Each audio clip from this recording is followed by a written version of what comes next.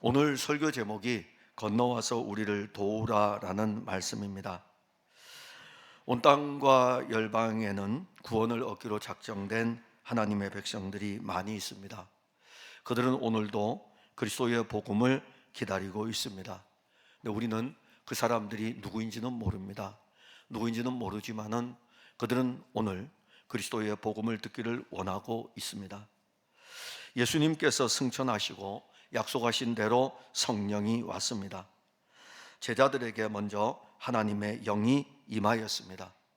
그리고 제자들이 이 복음을 전할 때에, 그리스도의 복음을 전할 때에 복음을 듣는 자들에게 하나님의 영이 임하였습니다. 이것은 예수님께서 말씀하신 대로 내가 가면 또 다른 보혜사를 너희에게 보낼 것이고 그가 오면 내게 대해서 증거할 것이라. 육신을 입으신 하나님의 아들이 친히 말씀을 증거하셨다가 이제는 십자가와 부활의 이 사건을 다 끝내고 하늘로 원래 오셨던 그 자리로 올라가시고 난 다음에 성령을 보내셨을 때 그 영이 제자들에게 임하고, 제자들이 이 복음을 전할 때에 이 복음을 듣는 자들 가운데 성령이 역사하여서 저들도 하나님의 영을 받게 되고 그 말씀으로 말미암아 믿음을 갖게 되었습니다. 그래서 이렇게 세워진 교회가 예루살렘 교회입니다. 예루살렘 교회가 세워졌어요. 하나님 그리스도의 말씀이 증거될 때에 예루살렘에 있는 제자들의 무리의 수가 더욱 많아졌습니다. 예수님의 12 제자들이 예루살렘에서 사역하면서 성도들의 수는 점점점 예루살렘에서는 많아지지만은 더 이상 그들은 이 복음을 전진시키지를 못했습니다. 그들은 예루살렘에만 머물러 있었습니다. 그때 부활하신 예수님, 이미 하늘에 올라가신 예수님이신데 부활하신 그 몸으로 바울에게 찾아왔습니다. 부활하신 그리스도는 바울을 부르시고 바울을 예루살렘 교회가 가지 못하는 그 일을 바울에게 맡기면서 이방인의 사도로 그를 세웠습니다. 안디옥 교회에서 사역하던 바울은 바나바와 함께 따로 세움을 받게 되고 이방인들에게 그리스도의 복음을 전하러 다녔습니다. 바울의 1차 선교의 여정은 안디옥에서 이제 파송이 됐기 때문에 안디옥에서 출발을 해서 실루기아와 구브로를 거쳐서 살라미와 바보 그리고 버가와 비시디아 안디옥으로 확장이 됩니다. 즉 다시 말한다면은 이 지금 우리가 이쪽에 팔레스틴 지역 땅이 있는데 이집트, 그 다음에 그 위로 올라오면은 이스라엘 땅 위로 올라오면 레바논에서 올라오면 이제 시리아 쪽이 나오는데 요 라인을 타고서 있는데 요 라인에서 가이사랴 항구에서 딱 배를 타고 건너가면은 바로 있는 섬이, 지중해에 있는 섬이 어떤 섬이냐? 그레데 섬입니다. 이 그레데 섬에서 먼저 도착을 해서 1차 선교 복음을 전한 다음에 이 섬에서 소아시아 지역, 지금의 투르키예 지역 딱 도착을 합니다. 투르키예 지역 본토에 내려서 비시디아 안디옥 지역으로, 지방으로 이렇게 복음을 확장해 갑니다. 거기에 멈추지 않고 1차 선교는 계속되고 이고니온에서 루스드라로 그리고 더베까지 이 복음이 확장되어져 갑니다. 지금 제가 여러분들에게 지명을 언급을 했는데 여러분들 잘 모르실 거예요. 그러나 혹시 집에 가셔서 성경의 이 앞뒷면에 보게 되면 앞에 있는지 뒤인지 저는 모르겠지만은 지도가 있습니다. 바울의 1차 선교 여정에 대한 지도가 있으면 한번 이렇게 살펴보면 그 1차 선교를 보면은 먼저 구브로 섬으로 갔다가 구브로 섬에서 투르키예 지역으로 들어가서 이 복음이 점점 확장되는 것을 보게 될 것입니다. 그리고 이제 바울이 안디옥으로 다시 돌아옵니다. 안디옥으로 돌아온 바울은 선교에 대해서 재정비를 하고 2차 선교를 떠납니다. 2차 선교를 떠나는데 바울은 처음에는 구브로 섬으로 먼저 갔죠. 그리고 튀르키예 본토로 나중에 들어갔는데 이번에는 배를 타고 가는 것이 아니라 육지로 해서 걸어서 육지로 해가지고서 시리아 쪽으로 올라가서 투르키예로 들어가서 이 투르키예 1차 선교를 했던 지역을 먼저 살핍니다. 그래서 맨 나중에 갔었던 더베를 먼저 가요. 더베를 가서 루스드라 그리고 여러 성을 다니면서 부르기아와 갈라디아 그리고 무시아까지 해서 확장돼 가지고 어디로 올라가냐면 콘스탄티노플 쪽으로 쭉 해서 올라가기 시작합니다. 그런데 이제 무시아에 드디어 도착을 했어요. 바울은 이제 무시아에서 어디로 가려고 했냐면은 흑해 연안이 있는 비두니아 지역으로, 즉 투르키예의 가장 그 북쪽 지역이라 할 수 있는 흑해 연안이 있는 비두니아 지역으로 복음의 영역을 확장하려고 했습니다. 그런데 오늘 본문에 보니까 예수의 영이 허락하지 않는다. 예수의 영이 그 걸음을 계속 막고 있었습니다. 그래서 바울은 무시아에서 자기가 원하는 비두니아로 가지 못하고 드로아 항구로 내려왔습니다. 자, 이제 분명 항구로 내려왔다는 의미는 그가 철수를 할지 아직 모릅니다. 성경에는 어떻게 기록이 되어 있지 않기 때문에 몰라요. 그러나 무시아에서 드로아로 내려왔다는 것은 그가 이 드로아 항구로 지금 내려와 있어요. 항구에서 그가 어떤 액션을 취할지는 모릅니다. 그런데 그날 밤 드로아 항구에 머물러 있던 바울에게 마게도냐 사람 하나가 환상 가운데 바울에게 찾아옵니다. 그리고 바울에게 찾아온 이 마게도냐 사람이 마게도냐로 건너와서 우리를 도와달라고 이렇게 도움을 요청을 합니다. 바울은 그 환상을 보면서 주님이 여기로 보내시는구나. 그래서 바울은 2차 선교를 마게도냐 지역으로 떠나게 됩니다. 우리에게서 시작된 복음이 우리에게서 멈추는 경우가 있습니다. 복음은 지금 여러분들에게 누군가를 통해서 왔습니다. 저도 누군가를 통해서 이 복음이 저한테 왔어요. 제가 대학생활 할 적에 자취방에 있을 적에 그 목사님 사모님이 대학생들 불쌍하다고 반찬 날려준 것이 반찬이 시작이 돼가지고 복음이 저한테 처음 온 것입니다. 6명이 갔는데 한 사람 저만 남았어요. 6명이 갔는데 5명, 6명, 그 정도 갔는데 얼마나 그 개척교회가 힘이 되겠어요. 청년 6명이 딱 가니까 얼마나 힘이 되겠어요. 근데 남아있지 않을 것 같은 저만 남아있고, 다른 사람들은 교회에 대해 다녀봤었나 봐요. 다 이야기를 하는데.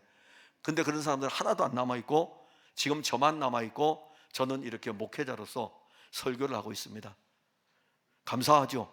복음이 저에게서 멈춘 것이 아니라 저를 통해서 여러분들에게 복음이 흘러가고 있으니까는.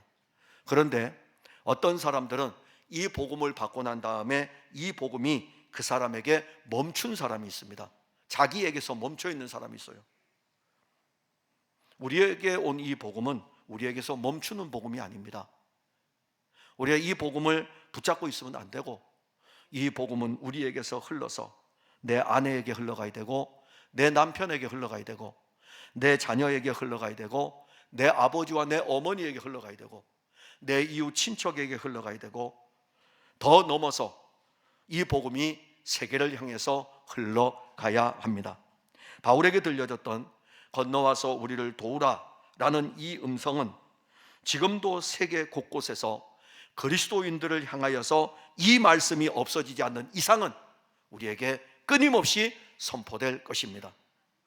먼저는 건너와서 우리를 도우라라는 이 말씀은 예수의 영이 선교의 길을 열고 있습니다. 6절에 보면 성령이 아시아에서 말씀을 전하지 못하게 하시거늘 그들이 부르기아와 갈라디아 땅으로 다녀가. 자, 아시아에서 말씀을 전하지 못하게 하니까는 이 바울이 지금 어디로 방향을 트냐면은 부르기아와 갈라디아 땅으로 들어가게 됩니다. 바울은 1차 선교를 했던 그 교회들의 지역을 먼저 방문을 했습니다. 그래서 1차 선교지의 교회가 그리스도 안에서 든든히 서가고 있는지를 먼저 살폈어요.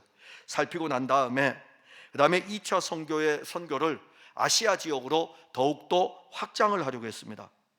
그런데 아시아 지역으로 확장하려고 했던 이 바울의 선교는 성령이 그 선교의 길을 지금 막고 있고 말씀을 전하지 못하도록 하는 것입니다. 사도행전을 기록한 누가는 바울이 아시아에서 선교를 더 확장하려고 했지만은 바울의 길을 성령이 막으셨다 이렇게 말씀을 합니다. 성령이 복음을 막을 수가 있습니까? 성령이 선교의 길을 막을 수 있겠습니까? 성령은 그리스도의 복음을 땅끝까지 전하기 위해서 보내진 영입니다. 하나님이 그의 영을 왜 보내셨습니까? 하나님의 아들 그리스도가 이루신 이 구원이 온 땅에 전해져서 온 땅 가운데 있는 자기 백성들을 구원하도록 하기 위해서 이 하나님의 영을 보냈는데 하나님의 영이, 성령이 이 복음을 막는다는 것이 이해가 되겠습니까? 하나님의 영이 선교를 막을 리는 없을 것입니다. 그런데 본문 7절에 보면 무시아 앞에 이르러 비두니아로 가고자 애쓰되 예수의 영이 허락하지 아니하는지라. 바울이 이번에는 무시아 앞에까지 갔어요. 그래 이번에는 비두니아로 가보자. 갈라디아보다 더 안쪽에 있는 그 저 내륙 쪽으로 들어가 보자. 비두니아로 가고자 애를 썼다 이겁니다. 바울은 더 깊은 곳으로 복음을 전하고 싶었을 것입니다. 그런데 이번에도 예수의 영이 허락하지를 않는 것입니다. 바울은 어쩔 수 없이 무시아에서 드로아로 내려오고, 이 드로아는 항구 도시입니다. 예수의 영이 바울을 어디로 보낼지 알지도 못하고, 지금 바울은 힘쓰고 애쓰면서 여기도 가보려고 하고, 그리고 여기도 가보려고 하는데 성령이 막으시고 예수의 영이 막으신다라는 이런 표현을 누가가 사도행전에 기록하고 있습니다. 선교라는 이 자체는 하나님의 아들이 육신을 입고 옴으로 시작이 된 것입니다. 하늘에 계신 하나님이 아버지 품속에 있는 독생하신 아들을 이 세상으로 보내신 것은 우리를 선교하기 위해 가지고 보내신 것입니다. 하나님의 아들이 육신을 입고 와서 이 복음의 선교를 시작한 것입니다. 하늘에서 이 땅에 오신 하나님의 아들 예수 그리스도는 자기 백성을 구원하기 위해서 십자가에서 이 땅에서 죽으시고, 그리고 이 땅에 죽으신 하나님의 아들의 예수의 이 복음은 죄와 사망의 권세를 깨뜨리는 부활로 나타나 보여졌습니다. 그리고 하나님의 아들 예수는 하늘로 승천을 앞에 두고 선교의 일을 계속할 수 있도록 자기는 하늘로 올라가지만 이 땅에 남겨둔 제자들을 통해서 하늘에서부터 이 땅에 와서 자기 백성을 구원하는 일을 하셨던 그 그리스도가 이제는 구속의 사역을 이루고 난 다음에 하늘로 올라가시면서 누가 이 일을 해야 되기 때문에 하나님의 영을 보내가지고 하나님의 영을 통해서 이 선교의 일을 하도록 하신 것입니다.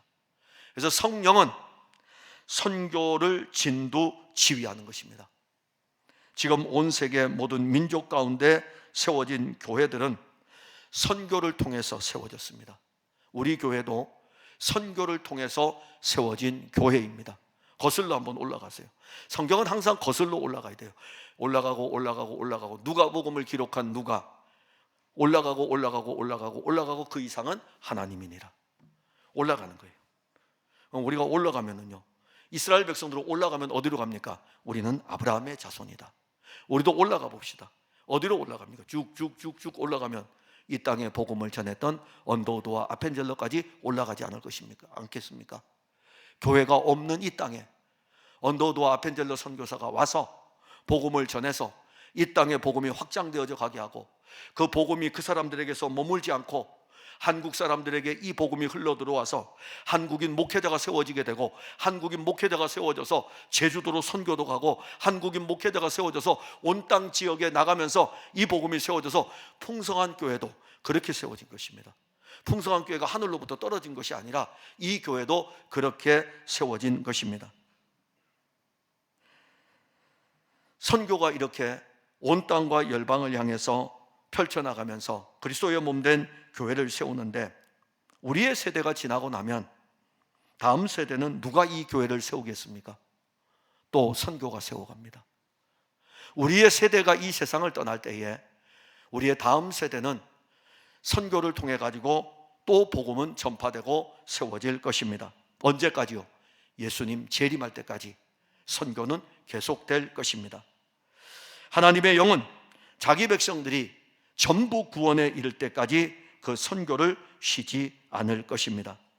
교회 역사상 최초로 안디옥 교회는 선교사를 파송하게 됩니다. 그때 안디옥 교회가 어떻게 선교사를 파송하였는지 살펴보는 것은 선교의 일을 누가 하는지를 우리에게 알려줍니다. 사도행전 13장 2절과 3절에 보면, 주를 섬겨 금식할 때에 성령이 이르시되 내가 불러 시키는 일을 위하여 바나바와 사울을 따로 세우라 하시니 이에 금식하며 기도하고 두 사람에게 안수하여 보내니라. 성령이 이르시되 내가 불러 시키는 일을 위하여, 성령이 이르시되, 성령이 선교를 하는 것입니다. 그 성령이 자기 백성들을 구원하기 위해서 선교를 쉬지 않고 있습니다. 이 성령이 이제 선교를 진행을 하면서 바울을 어디로 보낼까요? 바울은 아시아 지역을 가져가려고 애쓰고 힘썼는데 이제 이 성령은 바울을 새로운 선교지로 보냅니다. 바울이 전혀 생각해 보지 않았던 마게도냐 지역으로 새로운 선교지로 바울을 보냅니다. 본문 9절에 보면 밤에 환상이 바울에게 보이니 마게도냐 사람 하나가 서서 그에게 청하여 이르되 마게도냐로 건너와서 우리를 도우라 하거늘. 이미 바울은 1차 선교지를 살펴보았습니다. 이제 1차 선교지의 교회들이 서 있는 것을 보고 그가 어디로 가야 할지 알지 못할 때 마게도냐의 한 사람이 환상 가운데 바울에게 나타났습니다. 그리고 환상 가운데 바울에게 나타난 마게도냐 사람은 마게도냐로 건너와서 우리를 도와달라고 요청을 하게 됩니다. 사도들은요, 그리스도의 복음을 전할 때에 자주 환상을 접하게 됩니다. 베드로가 요빠에서 기도하고 있었죠. 베드로가 요빠에서 기도하고 있을 때에 하늘에서 내려온 신비한 장면을 보게 됩니다. 근데 그 그릇 안에는, 하늘에서 내려온 그릇 안에는 깨끗한 짐승도 있고 유대인들로서 먹을 수 없는 부정한 짐승도 있습니다. 근데 그 환상 가운데 들려온 음성이 베드로에게 잡아 먹으라 이겁니다. 베드로가 이야기를 합니다. 나는 저 부정한 짐승을 잡아먹을 수 없다 이겁니다. 하나님이 그 환상 가운데 개입을 하셔요. 내가 잡아먹으라고 했는데, 부정한지라도 주님이 잡아먹으라고 했는데 너가 왜 부정하다가 하느냐. 근데 그 환상을 보면서 하나님과 기도로 교통하고 있는 그 시간에 바로 고넬료가 보낸 사람이 옵니다. 이 고넬료는 이방인입니다. 그때서야 바울이 이 부정한 짐승이 이방인인 것을 알았던 거예요.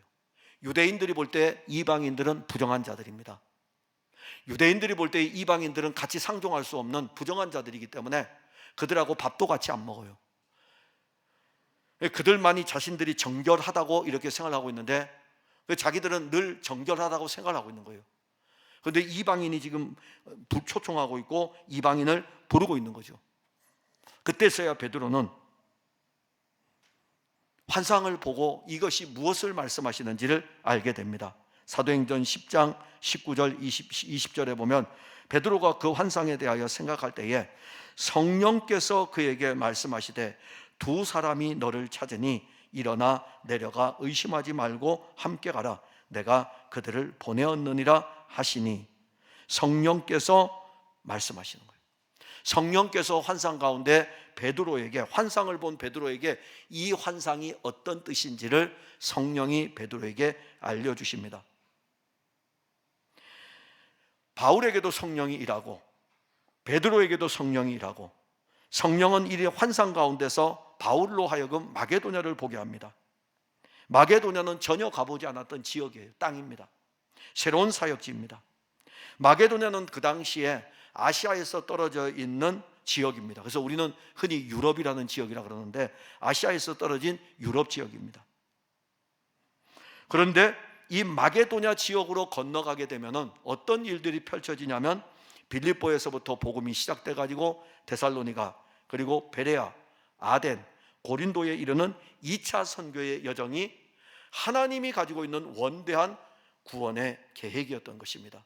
하나님의 선교가 왜 마게도냐로 가야 되는지를 알려줄 때에는 마게도냐를 통하여 가지고 이제는 아시아 지역의 복음을 전하는 것은 여기 두고 이제부터는 이 복음의 사역을 유럽으로 돌려가지고 마게도냐 지역에 도착해서 빌립보로부터 시작해서 데살로니가, 베레아, 아덴, 그리고 고린도에 이르는 이 여정의 길을 하나님은 계획하고 있었습니다.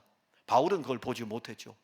그래서 성령이 바울에게 이제 이 길을 열어주시는 것입니다. 그래서 열기 위해서 환상 가운데 마게도냐 사람 하나를 보여주는 것입니다. 그리스도의 복음은 주의 영이 온 땅과 열방을 향해서 쉬지 않고 이렇게 나아갑니다.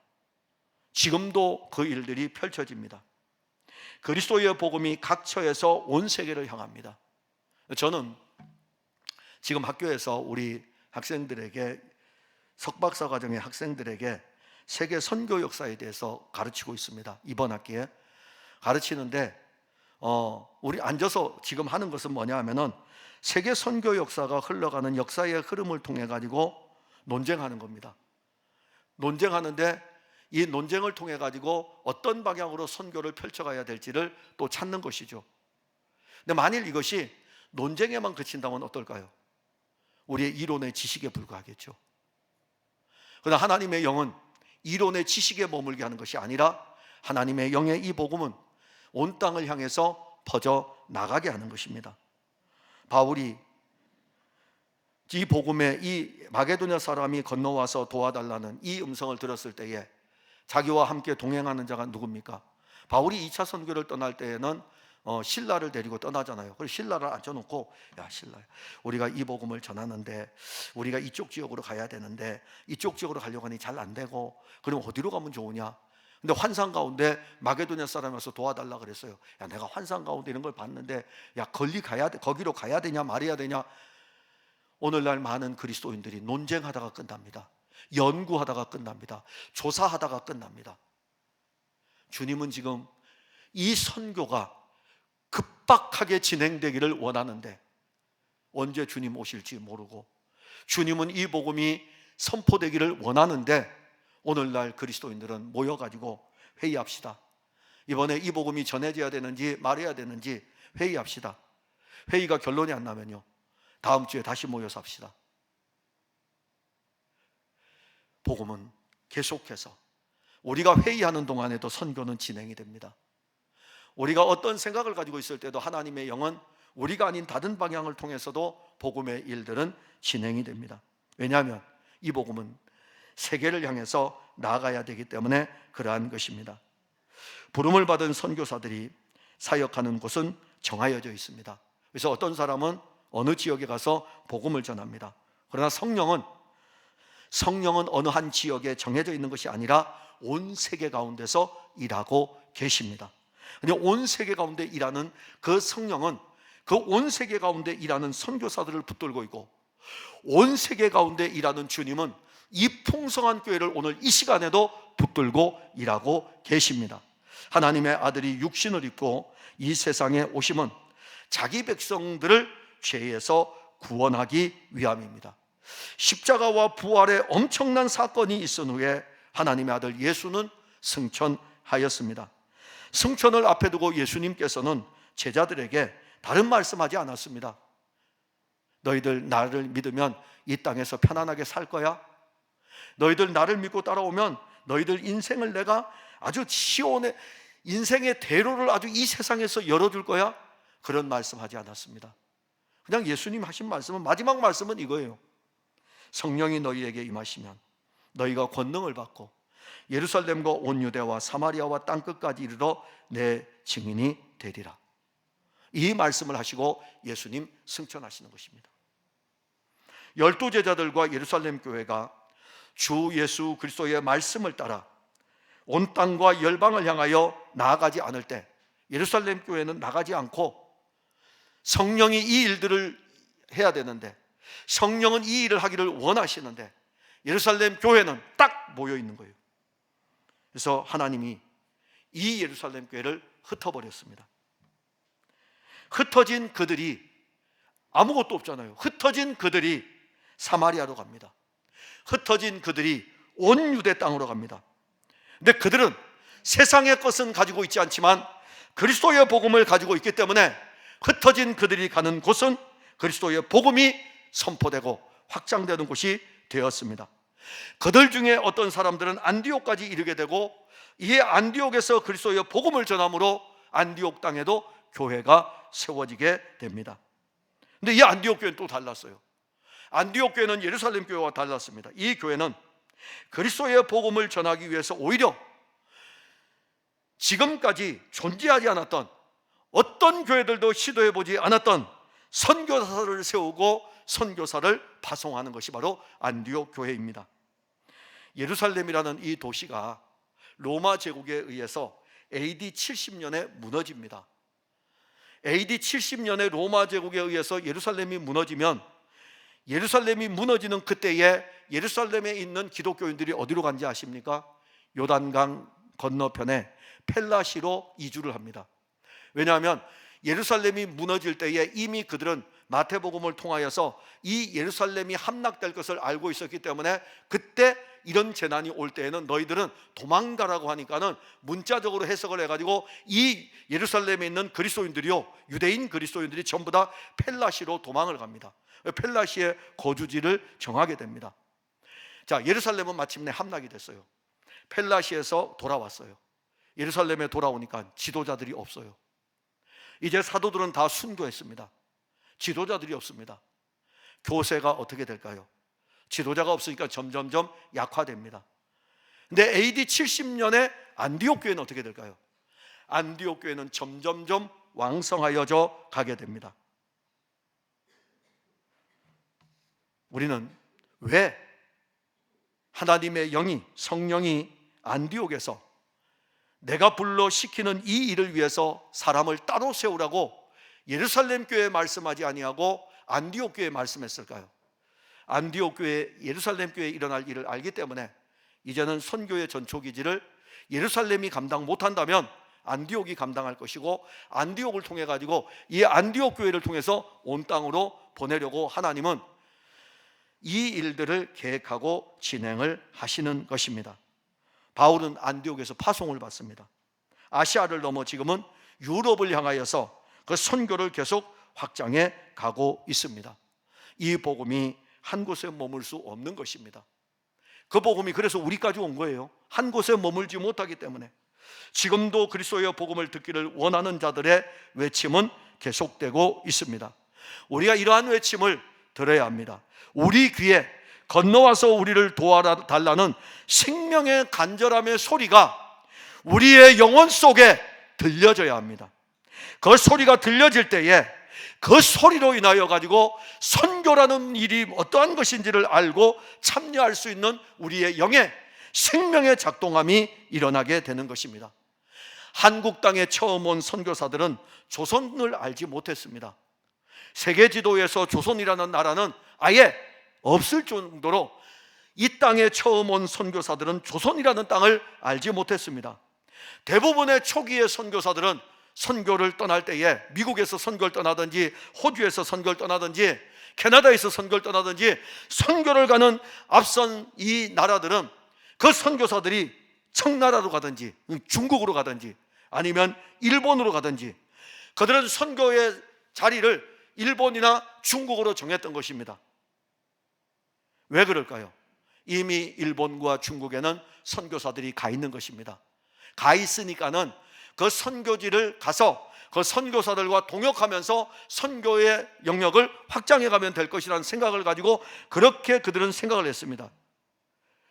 그런데 언더우드 펜젤러가 선교의 이 일들을 준비하는 중에 무엇을 알았냐면 조선이라는 나라를 알았어요. 이 조선이라는 나라가 미국 선교지에 실렸던 것입니다. 미국 선교지에 실렸던 것은 기가 막히게도 미국과 조선이 수호 통상 조약을 맺으면서 일어났던 일이에요. 보잉 사절단이 먼저 미국에서 오고 우리나라도 그 친선 외교 사절단을 보내는데 그 사절단이 미국에 가면서 이 샌프란시스코에서 뉴욕으로 대륙으로 횡단하는 횡단 기차를 타고 왔는데 하필이면 이 민영이기 앞에 누가 앉았냐면은 가우초 박사가 앉았던 거예요. 가우초 목사님이 앉았던 거예요. 이 목사님이 이야기를 하다 보니까 조선이라는 나라도 있어요. 조선이라는 나라를 듣자마자 이 목사님이요 가다가 중간에 이제 내려요. 왜냐하면 자기가 해야 될 일이 있기 때문에. 이 가우초 목사님이 중간에 내리고 난 다음에 자기 교회의 선교부에다가 얼마를 헌금하냐면은 그때 당시 돈으로 2,000달러인가 3,000달러를 헌금을 합니다. 이게 미국 선교지에 실리는 거예요. 자, 그러면 이제 이 선교지에 실리면 선교 지망생들은 이 선교지에 실린 것들을 읽게 되죠.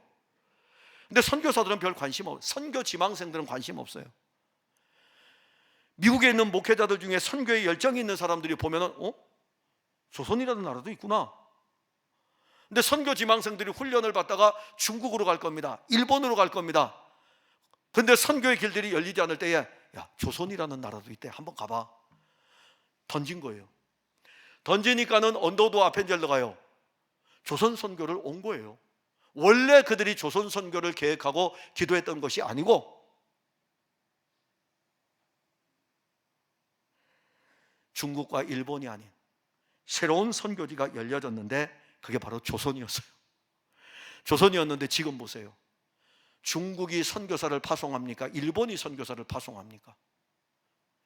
전혀 새로운 땅이었던 이 조선이 복음을 받고 이 조선 땅이 이제는 복음의 제1선에 서가지고 새로운 선교지를 향해서 2000년대에는 확장하여 나가고 있지 않습니까? 언더도 아펜젤러가 들었어요. 건너와서 우리를 도우라는. 가이셔 목사님이 들었어요. 건너와서 우리를 도우라는 이 음성을 들었어요. 온 땅과 열방은 그리스도의 구원의 장소입니다. 그 장소에는 수많은 사람들이 오늘도 그리스도의 복음을 듣고 싶어 합니다. 저는 오늘 여러분들이 이 말씀을 들으면서 생생하게 들려지는 마게도냐로 건너와서 우리를 도우라는 이 음성이 우리 안에도 울리는 생명의 소리로 들려지기를 바랍니다. 자, 그러면 이제 바울은 새로운 선교지를 향해서 출발을 하죠. 10절에 보면 바울이 그 환상을 보았을 때 우리가 곧 마게도냐로 떠나기를 힘쓰니 이는 하나님이 저 사람들에게 복음을 전하라고 우리를 부르신 줄로 인정함이로라. 이제까지 자기가 힘쓰고 애써도 안 됐지만은 이제는 환상 가운데 그 일이 일어나고 난 다음에 우리를 여기로 보내라고 하시는구나 라고 인정을 하고 거기로 이제 가는 것입니다. 무시아에서 비두니아로 그렇게 가고자 노력을 했어요. 이 비두니아는요, 당시에 인구가 많은 지역입니다. 그래서 바울은 더 많은 사람들에게 복음을 전하고 싶어가지고 그 지역을 가려고 했던 것입니다. 마게도냐는요, 한 번도 가보지 않은 곳입니다. 이 한 번도 가보지 않은 유럽 선교의 길을 바울은 생각조차도 안 했는데 이제는 거기로 가야 됩니다. 이 드로아 항구라는 이 도시, 드로아에서 그가 환상을 보았는데 이 드로아에는 3명의 유명한 인물이 관계합니다. 하나는 세계를 제패했던 알렉산더 대왕입니다. 이 알렉산더 대왕이 이 헬라 문화가 원래 이 드로아 항구하고 굉장히 관심이 있는데 이 알렉산더 대왕이 이 드로아에서 세계를 제패할 꿈을 꾸게 됩니다. 그리고 마침내 세계를 제패하죠. 로마의 권력자였던 카이사르가 이 드로아에다가 로마의 왕의 황궁을 세우려고 했습니다. 이름 없고 볼품 없는 한 사람 바울이 이 드로아에서 환상을 보았습니다. 이 사람은 권력이 있는 것도 아니고 이 사람은 힘이 있는 것도 아니고 오직 그리스도의 복음 하나만을 가지고 있는데 이 사람은 이 드로아에서 환상을 보고 유럽을 향하여 이 복음을 들고 나아갔습니다.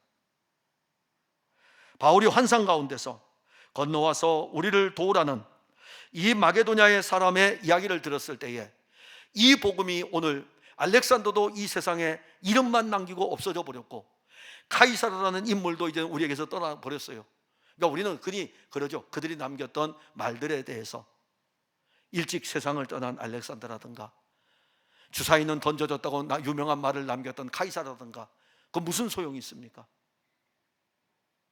바울이 들고 갔던 이 복음은 지금 온 유럽을 비롯해서 그 유럽에 있던 이 복음이 미국까지 가고 미국에 있던 이 복음이 우리에게까지 와서 이 복음이 지금 온 땅에 지금 확장되어져 있지 않습니까? 바울은 건너와서 우리를 도우라는 그 음성을 외면하지 않았습니다. 그는 마게도냐로 이제 가기를 힘씁니다. 하나님께서 그 사람들에게 복음을 전하라는 그 말씀을 그가 인정했다, 받아들였기 때문입니다.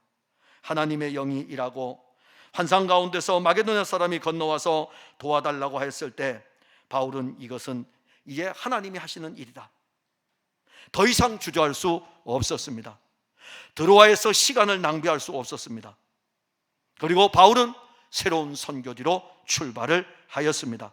사도행전 16장 11절 12절 우리가 오늘 읽지 않았는데, 우리가 드로아에서 배로 떠나 사모드라게로 직행하여 이튿날 네아폴리로 가고 거기서 빌립보에 이르니, 빌립보는 아시아에서 마게도냐로 들어가는 첫 성입니다. 바울은 건너와서 우리를 도와달라는 이 긴박한 소리를 듣고 마게도냐 사람이 있는 땅으로 들어갔습니다.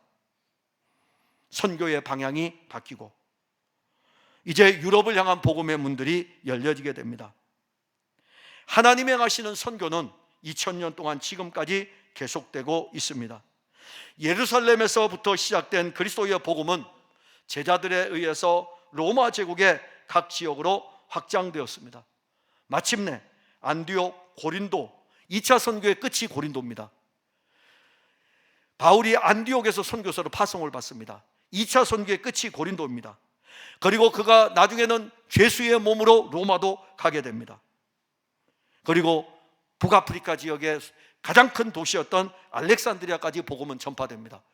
로마 제국의 큰 도시 4개, 로마, 고린도, 안디옥, 알렉산드리아, 이 4개가 그리스도의 복음을 다 받게 됩니다. 로마 제국이 멸망할 때에는요, 복음도 멸망했습니까? 로마 제국이 멸망할 때에 그리스도의 복음은 야만족들에게, 게르만족들에게 이 복음이 전파가 되었습니다. 그들은 이 그리스도의 복음을 받으면서 국가를 세우게 되고, 이 국가를 세울 때에 이 국가의 종교가 되었습니다. 이것이 바로 중세를 거쳐가게 됩니다. 이 복음은 정치, 경제, 사회, 문화를 형성합니다. 종교개혁이 일어나고 그리스도의 복음은 신대륙으로 확장하여 갑니다. 선교사들이 새로운 선교지를 이제 찾아났습니다. 아시아와 아프리카, 남미를 향하여 가지고 이 미국에서부터 시작되는 이 선교의 바람, 대학생 선교 운동을 통해서 이 대학생들이 불타는 이것을, 복음을 가지고 어디로 가야 되는데, 이 대학생 선교 운동을 통하여 가지고 이 불이요, 젊은 청년들을 세계로 보내는데, 아시아로 보내고 아프리카로 보내고 남미로 보내면서 이 복음의 불이 확산되어져 가게 됩니다. 한국은 아시아의 국가들 가운데 비교적 늦게 복음을 받았습니다. 그럼에도 불구하고 지금은 선교의 주역으로 있습니다. 빌립보 교회가 처음 세워졌습니다. 그때 바울이 빌립보 교회에 편지를 씁니다. 빌립보서 4장 15절과 16절에 보면, 빌립보 사람들아, 너희도 알거니와 복음의 시초에 내가 마게도냐를 떠날 때에 주고받는 내 일에 참여한 교회가 너희 외에 아무도 없었느니라. 데살로니가에 있을 때에도 너희가 한 번뿐 아니라 2번이나 나에 쓸 것을 보내었도다. 빌립보의 교회가 세워지고 데살로니가로 내려왔는데, 데살로니가에 있을 때에 이 지금 막 교회가 시작된 이 교회가 바울의 선교 사역에 참여를 했던 것입니다. 뿐만 아니라 이 빌립보 교회는 예루살렘 교회가 어려움을 당할 때에 이 예루살렘 교회를 위해서 연보를 하면서 구제의 연보도 참여를 했습니다. 그래서 빌립보 교회는 어떤 면에서 보면 개척교회도 선교할 수 있다는 것을 보여주는 모델입니다. 아주 작은 교회도 선교할 수 있다는 것을 보여주는 교회의 모델이 빌립보 교회입니다. 우리 교회도 개척의 셈을 팠죠. 저도 지하에서 교회를 개척하면서 돌아가신 모초령 목사님한테 300만 원만 빌려달라고, 교회 장소를 보고 나서 모초령 목사님 찾아가서, 목사님 교회 장소가 어떤지 한번 봐주실래요? 저 선배 목사님이니까. 그래서 목사님이 와서 제가 봤던 교회 장소를 봤어요. 김전도사 여기도 교회해 그러더라고요. 그래서 제가, 목사님 저 돈이 없는데 300만 원만 빌려주실 수 있겠습니까? 그래서 목사님이 그래 빌려주지. 300만 원을 빌려주었어요. 그게 1993년입니다. 그 지하에다, 아주 완전 지하입니다. 그래서 밑에서 음식을 먹으면은 펌프를 가지고 물을 끌어올려야 되는 완전 지하예요. 그 완전 지하에서 교회를 개척을 하면서 개척의 셈을 팠습니다. 자, 그런데 교회를 개척을 했더니 선배 목사님들이 먼저 교회를 개척했잖아요. 먼저 이제 교회를 개척해 있으니까는 이 선배 목사님들이 기도도 해주죠. 그 다음에 물질로 후원도 해주죠. 그래서 저도 개척의 셈을 팠을 때에 물질의 후원도 받았고 기도의 후원도 받았습니다. 그렇게 개척의 샘을 파고 달려온 시간이 벌써 32년이 지났어요. 참 오래 지났네요. 막 20대 끝자락에서 개척의 샘을 파고 다름질해 왔는데 벌써 시간이 이렇게 많이 지났습니다. 그리고 지금 여기에서 여러분들을 보면서 설교를 하고 있는데 많은 사랑을 받은 교회구나. 근데 여기에서 그치는 것이 아니라 이 받은 사랑을 이제는 돌려주는 교회가 될 정도로 우리는 성장을 했습니다. 처음 교회가 세워졌을 때 풍성한 교회를 후원하기 위해서 참여한 교회들은 건너와서 도와달라는 그 외침에 대해서 외면하지 않았습니다. 지금도 제 서재에 가면은 제 서재에 이게 행정장부가 있어요. 행정장부가 있고 교회 재정장부가 있어요. 아주 오래된 것들입니다. 그 오래된 것들이 1993년부터니까는 딱 열면은 어느 교회가 얼마 후원한 것이 거기에 적혀 있어요. 그들이 후원한 거예요. 그들이 기도한 것입니다. 근데 이제는 성장했죠. 우리는 지난 한 달 동안 사실 여러분들이 우리가 지난 한 달 동안 이렇게 살아오면서 제가 간헐적으로 던졌던 것이 하나 있습니다. 베트남 CLC 신학교와 교회였습니다. 사실 지금도 눈에 밟힙니다. 제가 4월 20일 날 베트남 현지인 목회자들 재교육을 해야 되고 겸해가지고 젊은 이제 20대들 그 친구들 신학생들을 양육해가지고 산족교회 베트남 저 산속에 있는 부족들을 세우는 그 일에 담임교육자로 세우는 이 일을 위해서 학생들을 가르치는 이 일을 위해서 이제 가야 됩니다. 그래서 제가 어느 분이 옷을 준다고 해가지고 이 옷이 새 옷들이에요. 청바지로 비롯해서. 그래서 젊은 그 대학생들이 생각나가지고 야, 청바지가 정말 필요하겠구나. 그래서 달라 그랬거든요. 홈쇼핑에 나가는 옷인데 제가 달라 그랬어요. 준다 그랬어요. 그래서 너무너무 기뻤죠. 야, 이걸 가지고 갈 수 있겠구나. 그래서 연락을 했어요. 옷이 필요한지. 그랬더니 옷이 필요한지 물었더니 대뜸 우리는 옷이 필요한 것이 아니고 식량이 필요합니다 그러더라고요. 그때 그게 꽂혔어요. 제가 지금 옷을 가지러 가기 위해서 그분을 만나야 되는데 만날 생각조차도 지금 안 하고 있습니다. 아마 옷은 안 가져갈 거예요. 이 옷은 제가 다른 선교지로 돌려보내줘야 될 것 같아요. 어느 분이 저한테 물었어요. 그 옷을 자기네 좀 나눠주면 안 되겠냐고. 제가 다 드려야 될 것 같아요. 그 선교지로 다 보내라고, 필요한 데 다 보내고, 지금 거기서 요구하는 거 옷이 아니고 식량이라는 이 부분, 여기가 지금 꽂혔어요. 대수롭지 않게 여길 수 있겠죠. 지나갈 수 있는 소리로 들려있을 수 있을 것입니다. 근데 저에게는 대수롭진 소리가 아니고 에베네셀 공동체를 처음 시작할 때에 제가 그 표현을 썼었어요. 쌀이 없다는 표현으로. 우리 선배 목사님들 만나면 결핵 환자들 잘 돌보고 있어? 이렇게 물어보면 목사님 정말 죄송한데 쌀이 없어요. 쌀이 식량이잖아요. 그러니까 그 식량이라는 단어를 들을 때에 저의 30년 전이 오버랩이 된 것입니다. 그게 지금 식량이라는 이야기를 듣고 지금도 기도가 계속됩니다. 드로아에서 바울이 들었던 건너와서 우리를 도우라는 그 음성이 새벽에 성경을 읽으면서 이 말씀을 이번 주에 전해야 되겠다라고 생각을 하게 되고 베트남 신학교와 교회를 이렇게 연결을 시키게 되었습니다. 장차 베트남의 구원을 위한 생명의 모파는 거기에서 자라고 있습니다.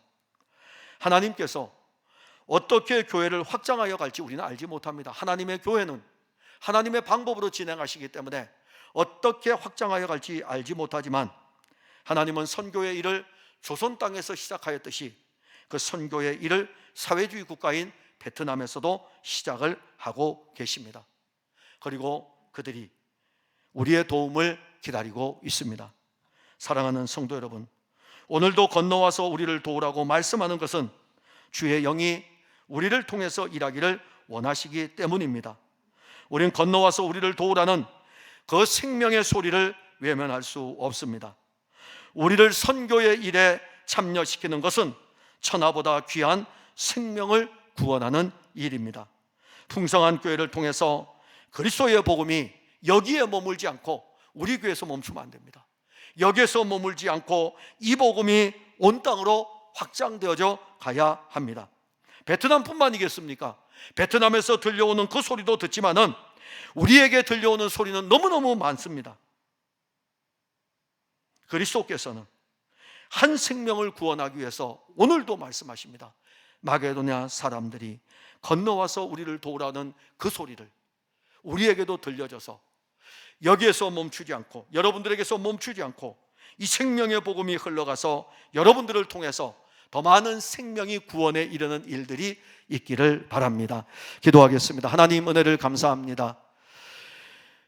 건너와서 우리를 도우라는 이 생명의 말씀을 우리가 함께 받았습니다.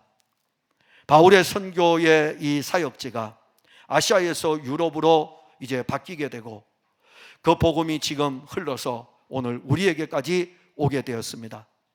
건너와서 우리를 도우라는 이 생명의 말씀이 이렇게 풍성한 열매로 2000년의 시간이 지난 뒤에 우리에게서 열매를 맺게 하였으니 여기서 멈추지 아니하고 주의 영이 이 풍성한 교회를 통하여서 이 생명의 복음이 또 흘러가도록 역사하여 주옵소서. 여기 사랑하는 성도들이 있습니다. 이들에게서 멈추지 않게 하시고 이들을 통해서 구원의 복음이 저들의 친척들, 저들의 가족들, 저들의 이웃들, 아니 저들을 통해서 온 땅과 열방을 향하여 확장되어져 가게 하여 주옵소서. 예수님 이름으로 기도하옵나이다. 아멘.